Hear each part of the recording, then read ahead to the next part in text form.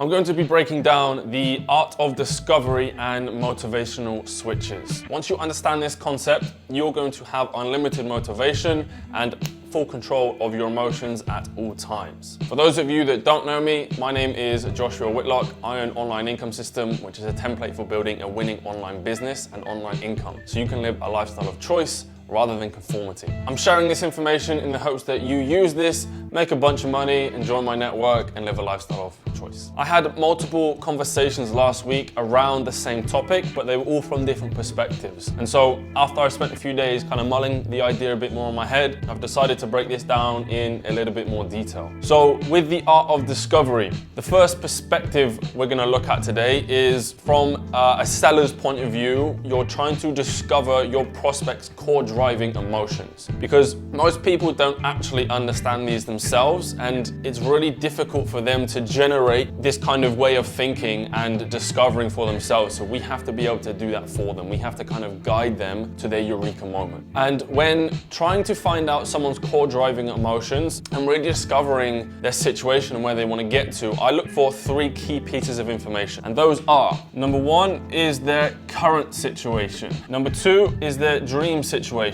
And number three is the consequences of not taking action. Typically, it goes in this order: current, dream, consequences. And the reason I look for these three pieces of information is because it allows us to create a picture, an image, a map of where they're at, where they want to be, and the consequences. And when you can actually create this picture, either on a whiteboard, on paper, in your head, it makes it a lot more tangible, and it's a lot easier for someone to look at and comprehend. And it enables them to actually make sense of these three situations. So when we think about actually making this map, the easiest place to start from is the current situation, because that person is there, they're present, they're experiencing the now. So we'll just put that in the middle for now. So that's where they are now, that's their current situation. Like I said, it's very easy for them to explain that because that's what they're experiencing at this very moment. The next easiest thing is to look at their dream situation. We'll call that heaven for now. Easiest way to think about this from a seller's perspective is to literally ask, what does the ideal situation look like for you? It's very easy for people to start painting this picture because everyone has desires, everyone has wants, everyone has basic motivations of something they want to achieve or live or experience, because most people live this life of subtle complaint. So they're always thinking about something better than where they're at. Then once you have their current situation and their heaven, it becomes very easy then to create hell, because once you have 2 points, it becomes very easy to make the third. Even if we started with current and hell, it then becomes easy to create heaven because they are just the opposite, they're contrasting. And so when we find heaven and hell, their dream or their consequences, it's really easy for us to then be able to pull them apart as much as possible. Because the more contrast we can create and the bigger the contrast, the easier and safer it is for someone to make a decision. So the more we can pull those apart, the easier it is for their current self to make a decision on what they want to do for their next steps. So now we've created this base picture, this base map. Their current situation might actually be further along or closer to hell than we initially might have thought. But the reason we start with current situation is because it's their current experience, it's their current narrative. And so that enables us to find heaven and find hell. But once we've found those two, we can actually remove them because they might be closer to heaven or closer to hell. We don't know, and what we can do now is we can start to explore that. And this is really, really important because this is going to determine our core driving emotions. Now, you can have multiple driving emotions, but what we want to do is narrow down to the core one, the one that's going to have the most impact, and the one that if we identify and target, that's going to make the most movement. It's what's going to move the needle the most in terms of moving towards heaven or away from hell. Now, when it comes to pain and fear and typical negative emotions, these are actually the most powerful human motivators. So they're going to be the easiest thing to play on. So what we can do is we can actually start to move your current situation closer to hell and closer to the consequences of not taking action. So it's really easy to think about heaven because it's a positive thing, and most people like to think about that. It's easy for them to think about. But it's very difficult and very rare that people are actually going to think about the consequences of not taking action. Because in their current situation, most of the time, if you do nothing, you actually start going towards your idea of hell because nothing's changing. And most people aren't actually putting in the necessary actions and taking the necessary steps that are actually going to take them closer to their desired location. So when we ask these questions and these discovery questions and we're going through this discovery process with a prospect, most of the time they'll find they're actually closer to hell or where they don't want to be, because once you highlight that, cool, if you do nothing, you're actually going in the opposite direction that you want to go. And once people actually realize this, it becomes a lot easier to take forward steps. Because you are closer to your feared environment, to your literal version of hell.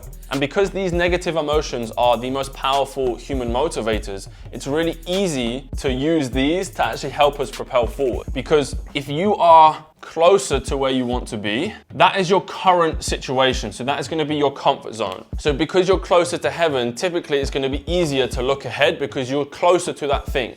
You're actually within literal touching distance of your perceived heaven. But the thing is you are still in your current situation, and to leave your current situation, to leave your comfort zone, you have to enter discomfort. You have to enter the unknown, the unfamiliar, which is an uncomfortable experience, and it's what we're hardwired to seek and protect. So why would it make sense for your brain? Because your brain is going to look at your current situation from a survival standpoint, and then your survival brain is going to see that you're safe and halt progress and slow progress. Because why would it make sense for you to inflict pain on yourself, discomfort, go into unfamiliarity, go into the unknown, to go from a good place to a better place? Like, it doesn't make sense from a survival perspective. So although we might be closer to our perceived ideal situation, our dream environment, I always like to be able to look back to hell and the consequences. You don't have to go back, but you need to be able to look back as those reminders, because typically this is what encourages you to take the first step. This is actually what motivates you to leave your current environment. And then the second perspective of the art of discovery and motivational switches is actually coming from my own lens, my own personal perspective. And so I was having these conversations, and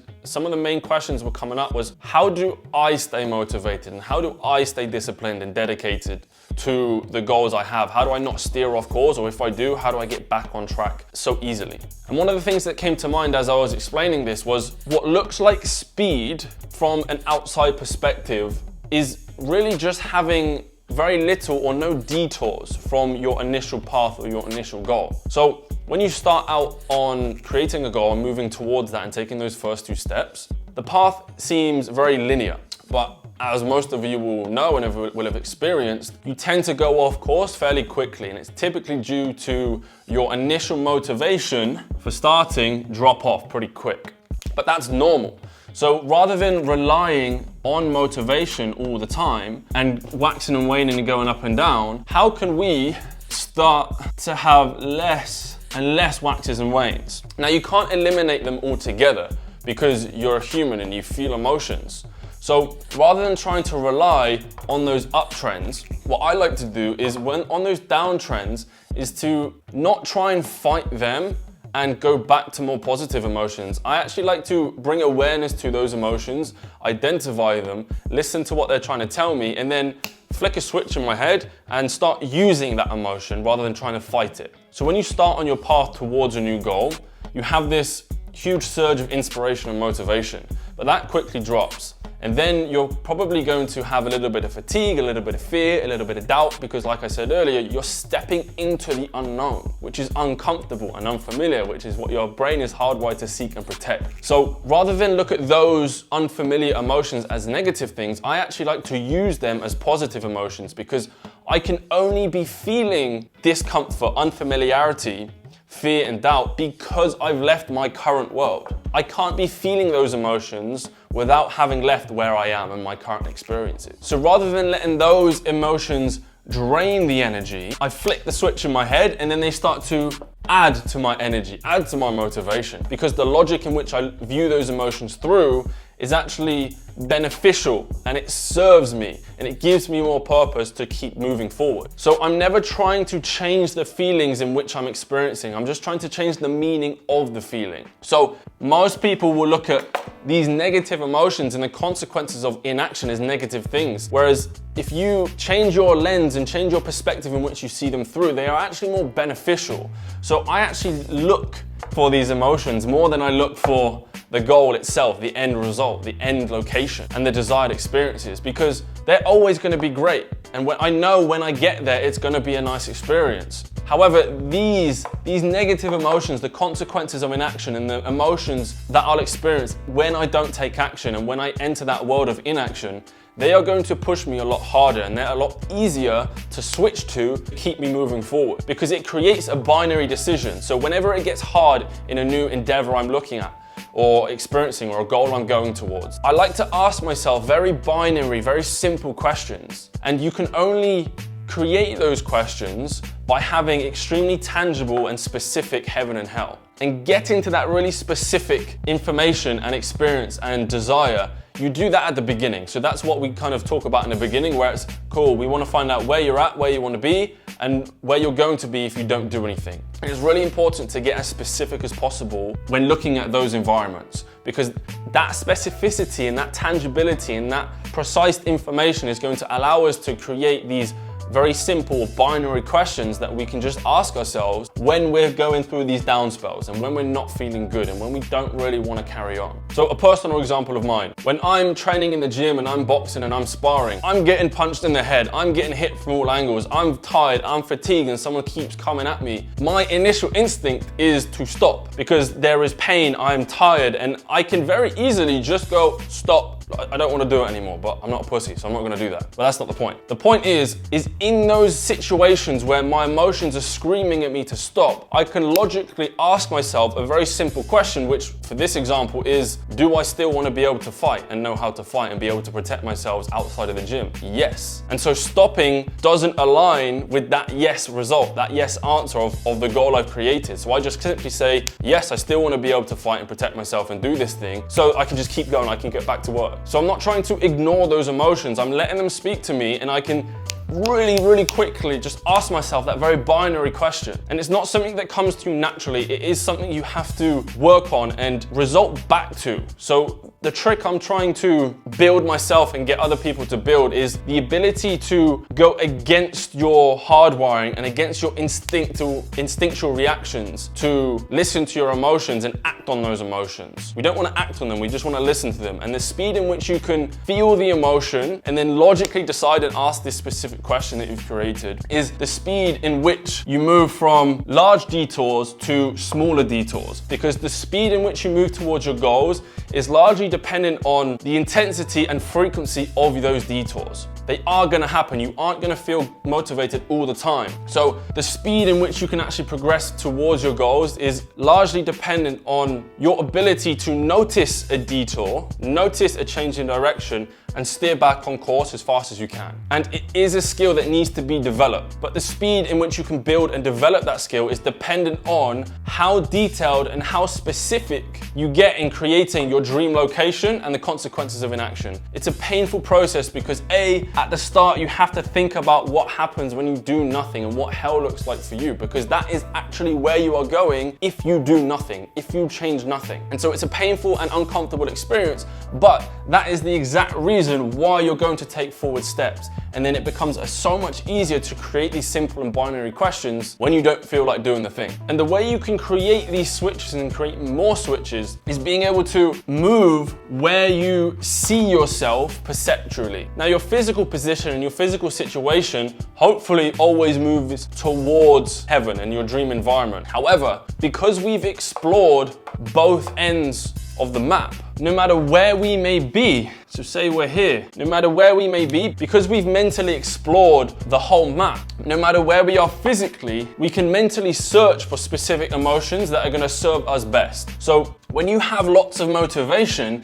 it's very easy to use your current energy source and more positive emotions, because that's what's going to drive you best. But when those positive emotions drop and your energy drops and your motivation drops, then you can just mentally switch to the consequences of inaction. Because rather than spending more energy trying to replenish the motivation which has dropped, you have to let that replenish and recover. So rather than just sat there waiting and doing nothing, which is actually going to make you fall behind and go backwards in your progress, rather than waiting on the energy to replenish, we can just switch to another energy source, which is going to be fear, doubt, uncertainty. And so what you can do is start to just move between the extremes in the motivation. So that's going to be your negative motivations. This is going to be your positive motivations and emotions. We can literally just keep switching between.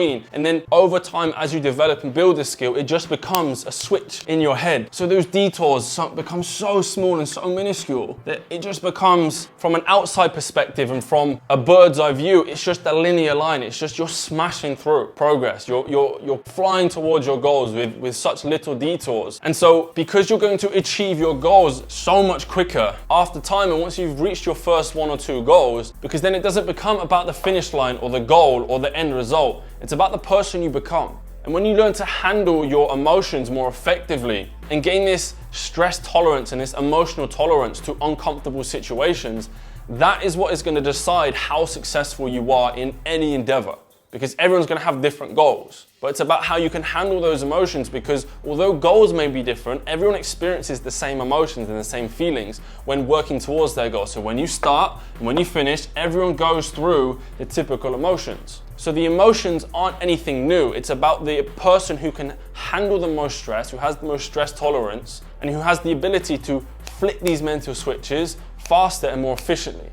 That is what determines not only whether you get to your goal, but the speed in which you get there. And that's the main problem in society at large at the moment, especially with young boys, is they're being taught to listen to their emotions more and act on their emotions and act how they feel. But the problem with that is, as boys grow up, their natural competitive drive and their competitive desire is going to still come out. So it then becomes a result of, okay, who can out-emote each other? Who can feel the most? And who can then act on those emotions? Because it's normal for boys to experience feelings of aggression and competitiveness and desire and physicality and show feats of strength. But the problem is they still have those capacities, but if we're teaching them to act on those emotional impulses, that's when we get criminals, that's when we get abusive relationships. That's when people start to make irrational decisions that have negative effects on not only their life, but those around them, and actually affects the safety of themselves and those around them. So we've kind of gone to three perspectives there.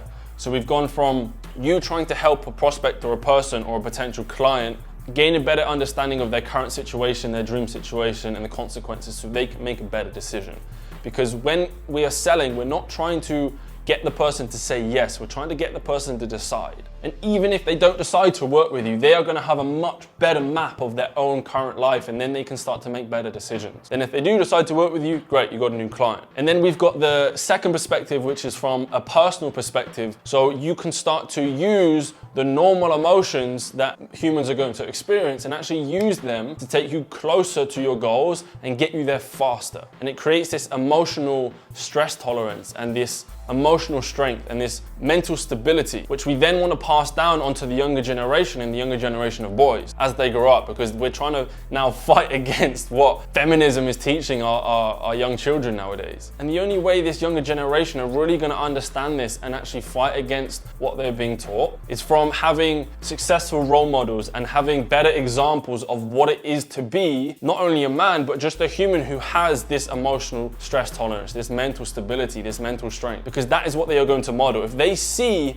other men and other guys and other people just act how they feel and have these negative results of those actions, then that is what they see and that's what they're going to repeat, because that's what they think is right. So that's when it really ties into, it's not achieving the goal, which is the main objective. It's the person you become on the path. It's who you become as a result of going through this process of large to small to small to linear. It's who you become as a result, because this person cannot become this person without actually listening to these emotions and going through those trials and tribulations and actually building that strength and that stability and that stress tolerance. That's where we see these changes. Because again, the emotions aren't changing. This is just a visual representation of you becoming a better person, you building strength and emotional endurance and mental stability as a result. So from the time you started to the time you've got to your goal and achieved your goals, you are just a completely different person. So then you never have to go back to this. So then it just becomes linear forever. And that means any new goal you set, you achieve faster with more certainty. And not only do you stop being so negatively affected from these negative emotions, but you actually get to experience the more positive emotions, and you get to experience more grace, more gratitude, more fulfillment, more pride, more joy. Those are the experiences that I want to experience more of. But to experience them to a higher extreme, you have to be able to deal with these negative emotions, because you can't experience positive emotions to a higher degree and a higher intensity without then having the other end of that spectrum of emotions, of those negative ones. You have to be able to deal with them at a higher intensity. And so we're not trying to change the intensity, we're just trying to change our ability to adapt to those environments, adapt to those situations, and not ignore them, but use them. Because if you can deal with a high degree of intensity of these negative emotions, then you get to enjoy and experience this positive emotion, this positive environment experience, this perceived heaven for you. You get that as a result. It's a guarantee. And so action steps from this video is to really sit down with yourself and think about your current situation, what your dream, what your desire is, where you want to get to in life. Really paint a vivid picture and a detailed picture, and give a powerful description of what that looks like, what it's going to feel like, how it affects you, how it affects the others around you, how long it's going to take to get there, so you have a time frame and then you can reverse engineer a plan. Then once you have those two situations, then you can start to look at the consequences of inaction and what happens if you do nothing, and then step into that world and actually, again, create a picture, give it a detailed description. How does it feel? How does it affect you? How does it affect other people? And once you have those two situations, you can then pull them apart and create that contrast. Then it becomes a switch for you to make that decision. It makes it so easy to make that decision. And then you can start to create this small list of questions that you can predict the situations you're going to be in and the types of emotions you're going to feel. So when you start to imprint those situations and the questions you ask yourselves in those situations, your detours, that's when they start to become a lot smaller and your speed increases. So it all starts on this plane of self-discovery. It doesn't take long. It doesn't need to take long. It's not this emotional, meditative state that you need to spend months on end to get clear on. You can do it in 10 minutes. It doesn't take long. So there's no excuse of why you can't get detailed on these three situations. And then you can get started right away and get to work on becoming this person from this person. So it's a couple of minutes of self-discovery for a lifetime of fulfillment. And if you're not prepared to go through that couple of minutes of self-discovery, then you don't deserve to be that person. You can stay there. I have no sympathy for you. And all of these people don't either. So get to work on those three situations. You've got your current situation, your dream situation, the consequences of inaction. Get to work, get clear, paint the picture, make a decision, achieve your goals.